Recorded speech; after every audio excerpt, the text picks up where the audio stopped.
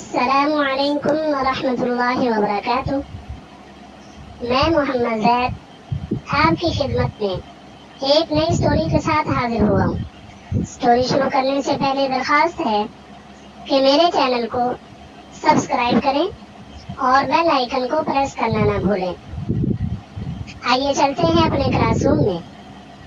دوستو، آج کی ہماری سٹوری کا عنوان ہے بیوقوف شاگرد۔ ایک پہلوان تھا جس نے پہلوانی کے 360 داؤ سیکھے ہوئے تھے۔ وہ ہر روز ان میں سے کسی ایک داؤ کے ساتھ کشتی کرتا تھا، لیکن اپنے شاگردوں میں سے ایک شاگرد کی طرف پہلوان کی توجہ چونکہ زیادہ تھی، اس لیے اس نے 359 داؤ سکھا دیے۔ ایک داؤ اس کو نہیں سکھایا۔ وہ شاگرد روزانہ اپنے استاد پہلوان سے کہتا کہ اسے وہ داؤ بھی سکھایا جائے، لیکن پہلوان ٹال دیتا۔ وہ شاگرد سیکھتے سیکھتے طاقتور اور پہلوانی میں ماہر ہو گیا۔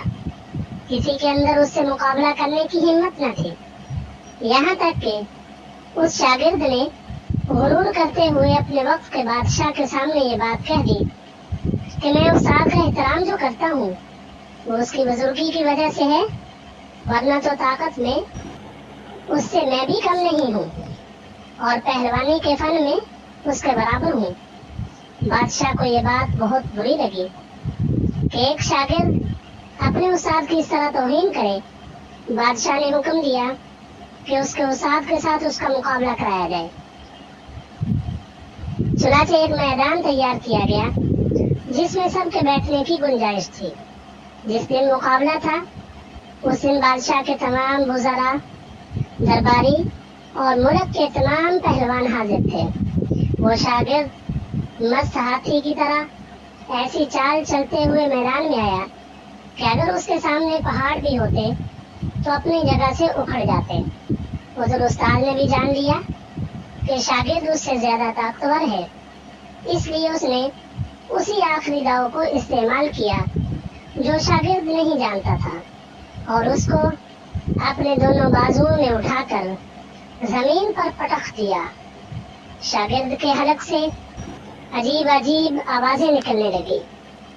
بادشاہ نے استاد کو انعام و اکرام سے نوازا اور شاگرد کو ڈانٹا کہ اپنے سکھانے والے کے ساتھ مقابلے کا دعویٰ کیا اور اس کو پورا نہ کر سکا۔ اس بیوقوف شاگرد نے جواب دیا کہ استاد نے طاقت کی وجہ سے مجھ پر کامیابی حاصل نہیں کی، بلکہ اس داؤ کی وجہ سے حاصل کی ہے جو استاد نے مجھے نہیں سکھایا تھا۔ استاد نے کہا، میں نے اسی دن کی وجہ سے اس داؤ کی حفاظت کی تھی کہ اگر تو دشمنی کرنا چاہے تو نہ کر سکے۔ اس کہانی سے ہمیں یہ سبق ملا کہ استاد تو ہمیشہ استاد ہی ہوتے ہیں۔ شاگرد کو کبھی استاد سے آگے نکلنے کی سوچ بھی نہیں رکھنی چاہیے۔ اگر ہمیں استاد نہ سکھاتے تو ہم آگے بڑھ سکتے تھے؟